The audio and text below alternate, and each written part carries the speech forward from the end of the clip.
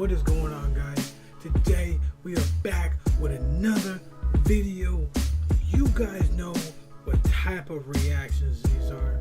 Today we're here with, I think, the film theorist. You know, I wonder where Superman... Alright, yeah, we got another one here from the film theorist. The corruption of Superman. Now, I watched a little bit of game theory, the film theory. This dude, Matt, crazy. Other than, and Ryan too. I think his name's Ryan. No, Austin. His name's Austin. I mean, both them boys crazy. I've watched a couple videos from them. They do the most in YouTube. I'm at the point where they do the most. I mean, looking at the editing and looking at all the information they've gathered up, they literally have to do the most on YouTube. Correct me if I'm wrong, but with all that being said, we're gonna get right into the video. But before we get into the video, guys, I've seen some people watch my videos, they're not subscribed, so if you could hit that subscribe button, and if you feel like it, hit that like button, and then leave a comment down below. With all that being said, let's get right into the video. Changes nowadays. There haven't been proper phone booths on random street corners for years, and it's not like he's gonna fit in a cell phone. Are there just some carefully removed scenes from each Superman movie now where he's just letting little Kal-El fly? I wonder what direction he's about to head with this.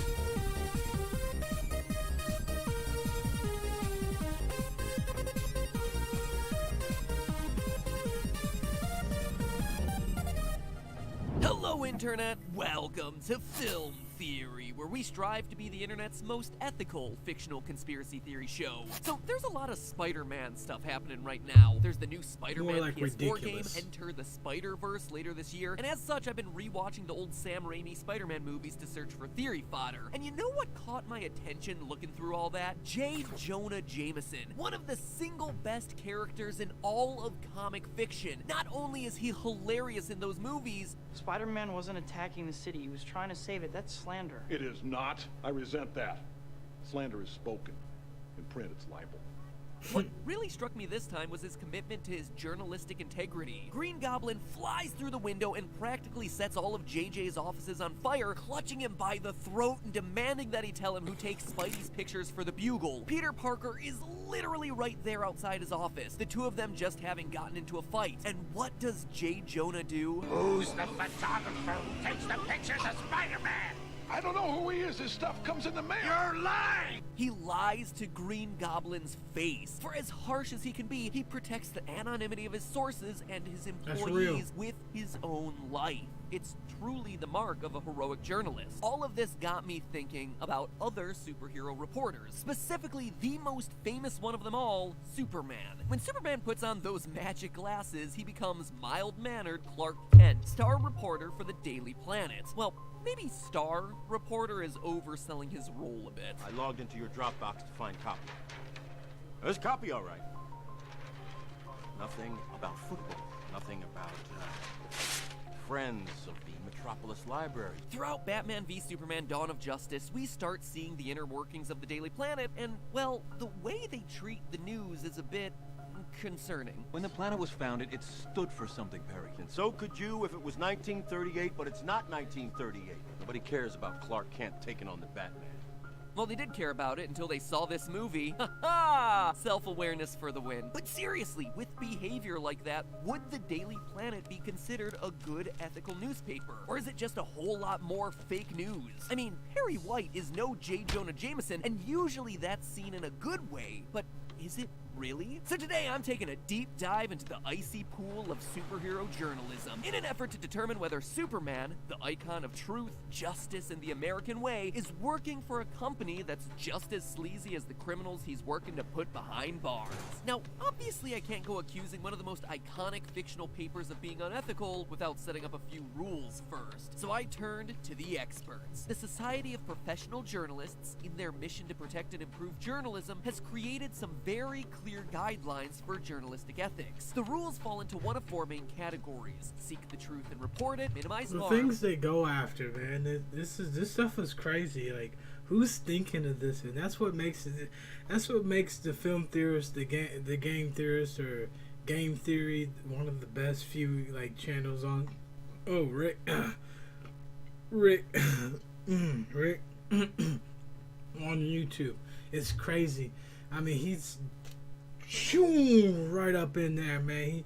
He head first, man. He just like, bam, and then he comes out with stuff like this. I mean, of course he has an editing team because, you know, I'm sitting there and trying to learn how to edit right now, you know, starting out, and I think the stuff is crazy. Like, I have an intro from my gaming channel that's about to take off here in a little while. And here about to start it. Editing is some type of thing, and you're gonna have to have a crew to do it if you want to do the crazy stuff that they're doing. But that's why, honestly, in my opinion, they're one of the greatest like conspiracy channels on YouTube. No doubts about it. Crazy. They crazy. He's doing big things right now, and you know, I support him. But, you know, let's get back into it. Act independently and be accountable and transparent. Now, the first one almost seems obvious. As a newspaper, The Planet should be interested in seeking out the truth and reporting it. You know, delivering the news in an objective fashion. But when you actually look at how it operates, they really fail in some spectacular ways. As part of this category, the Society of Professional Journalists list 1. Being vigilant and courageous about holding those with power accountable, giving a voice to the voiceless. 2. Boldly telling the story of the diversity and magnitude of the human experience. Seek sources whose voices we seldom hear. And 3. Avoiding stereotypes. Journalists should be examining the ways their values and experiences may shape their reporting. All of which are great goals, representing everyone fairly and equally, giving a spotlight to the stories that have no other outlet. So let's see how Perry White and the Daily Planet feel about all that. In the 1978 Superman, the iconic and widely considered best film version of Superman, Lois Lane comes in with a pitch for her story. It's got everything. It's got sex, it's got violence, it's got the ethnic angle. Ah, the ethnic angle. Okay, let's give Lois the benefit of the doubt and assume that she's trying to, I don't know, give voice to the voiceless. So how does her editor-in-chief, Perry White, respond? Well, I mean, look Yeah, at so it. is a lady wrestler with a foreign accent. Oof. A lady wrestler with a foreign accent? Looks like Perry missed the day where they taught point number 3 about avoiding stereotypes. It truly does sound like Perry is sacrificing his ethical integrity because the story is merely about minorities. Any way you slice it, it is clearly not a response that gives us any sort of confidence that he's examining ways that his values and experiences may be shaping the reporting. But that was way back in the 1970s. Surely the modern Perry White has been sufficiently woke, right? Why aren't we covering this? Poor people don't buy papers? People don't buy papers, period, Ken. Perry, when you assign a story, you're making a choice about who matters. Good morning, Smallville.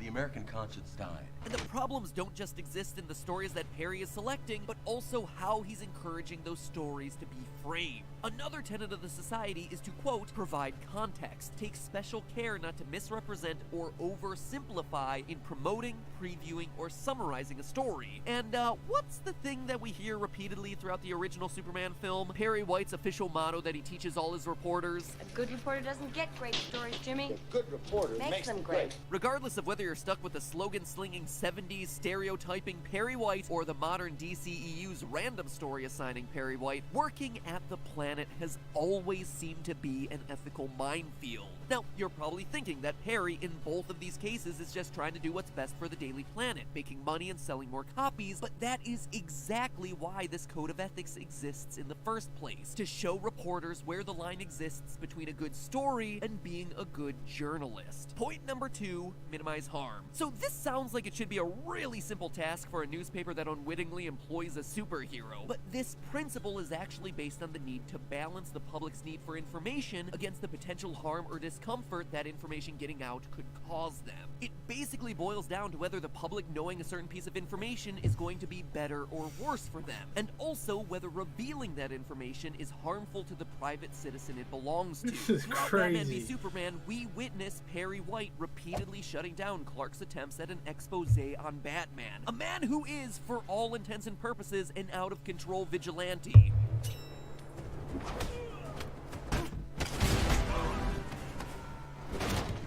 I mean, I think that's the best way anybody's ever described Batman. To be 100% honest with you, an out of control vigilante. I'm sorry, I don't know why I think that's so funny, but it just is, man. He really is. About you, but it certainly seems like a piece of information that would be pertinent to the safety of the public. But nope, apparently according to Perry, it needs to stay under wraps. Nothing about football. Just the goddamn Gotham Bat thing I told you not to pursue. The police won't help. The press has to do the right thing. You don't get to decide what the right thing is. But it's even worse in Man of Steel when Lois decides to bury her story on the existence and identity of Superman. You know, the first ever confirmed actual superpowered alien to ever land on Earth ever. I believe you saw something, Lois. So whatever your reasons are for dropping it, I think you're doing the right thing. Can you imagine how people on this planet would react if they knew there was someone like this out there? Sure, it seems like Perry, for once, is taking his responsibility to his readers seriously, but I would argue that he's making the wrong decision here. As we see later in the movie, the public would soon find out about Superman's existence through his very public battle against Zod, a battle that causes panic, fear, and extreme loss of life. An introduction to Superman as a peaceful entity through Lois Lane's Daily Planet article prior to that battle would have gone a long way to mitigate the questions the public would have had in the aftermath of that battle, circumventing not only a large part of the general outcry and overall atmosphere of fear present in Batman v Superman, but also, well, it would just circumvent a lot of that movie in general, which is not a bad thing.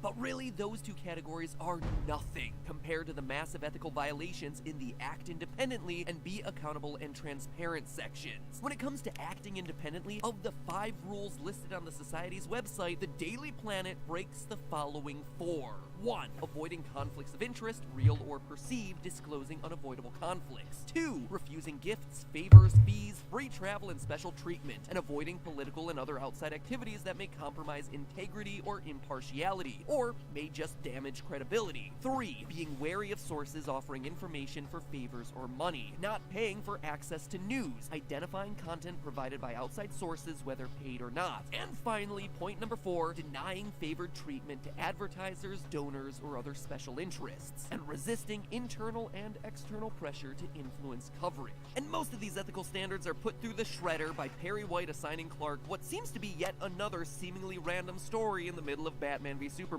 Benefit for the Library of Metropolis. Someone on the committee requested that Clark Kent cover it. Probably some old charity crone who's got a thing for nerds. Whoa! Slow down your violations there, Perry. You just assigned your sports reporter Your sports today. to cover a charity benefit just because someone rich asked you to? That seems like a very direct violation of denying favored treatment to advertisers and donors. But it's even worse in the 1978 Superman movie, where Perry White is literally willing to give away ownership over the company to Superman just so he can get some exclusive coverage. I don't think that he would lend himself to any cheap promotion schemes, though, Mr. White. Exactly how would you know that? Just first impression. Well, anyway, who's talking cheap? I'll make him a partner if I have to. So yeah, the Daily Planet breaks about every ethical rule in the book. Biased coverage, preferential treatment to donors, hyperbolic, empty-headed clickbait titles, and willfully withholding information pertinent to the public good. But if that wasn't bad enough, here's the worst part. They've dragged down Superman with them. Clark himself isn't innocent in any of this. After all, any story that Clark writes about Batman, or any superhero, or any supervillain for that matter, is unquestionably biased. His direct conflict of interest, since Clark is that is something that it needs to be looked at, man. He would put out some weird stuff about Batman. You know, Batman vs Superman. He's going against Superman himself. Clark Kent would put something out that's kind of in favor towards him. You feel me? Like, Rick. Rick. But, I mean, that's real, bro. That's just real. Let's see what else more he's got to say. Superman. But this is Such interesting. undisclosed information could Like it radically always alter is. the public's perception of any story that he writes, given that he's the one out there punching it up on the streets. I mean, Bruce Wayne even acknowledges this in Batman v Superman.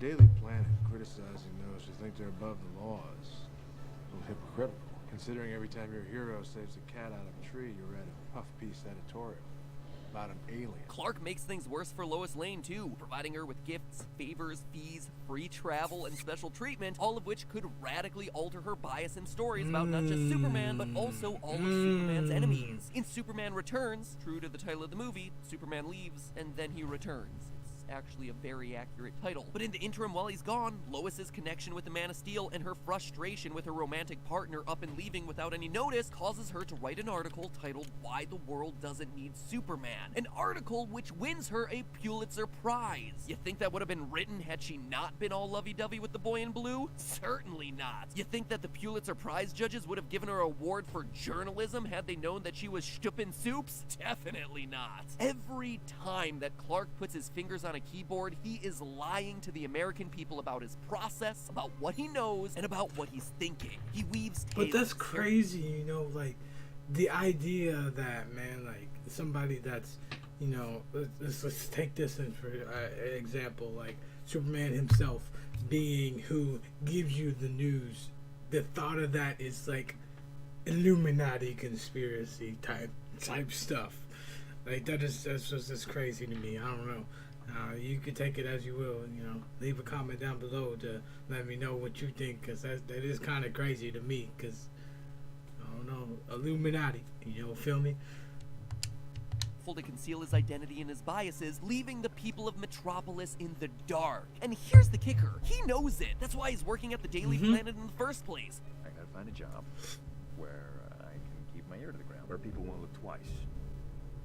When I want to go somewhere dangerous, start asking questions. It is done with intention. He has no plans to accurately report the news. He's using the guise of a reporter to protect himself. Sorry, remind me what Superman stands for again? I'm here to fight for truth and justice in the American way. Yeah, I'll give you 2 out of the 3. Let's just leave the truth. Bruh, Matt Pat is bodying Superman. I mean, Superman getting bodied out here, bro. But hey, that's just theory. a A film theory. theory. And you know what's wrong with Superman? He's never taken a class in journalism. Maybe he would have learned better journalistic ethics if he'd actually bothered to study up on his chosen profession. You know what would have made him a better reporter? Our partner for today's episode, Skillshare. They could have taught him everything. Alright, what it's looking like, this is going to be the end of the video. If you guys like this, hit the like button, hit the subscribe button, and hit that notification bell so you can get notified when I drop my next video. That being said, have a good one.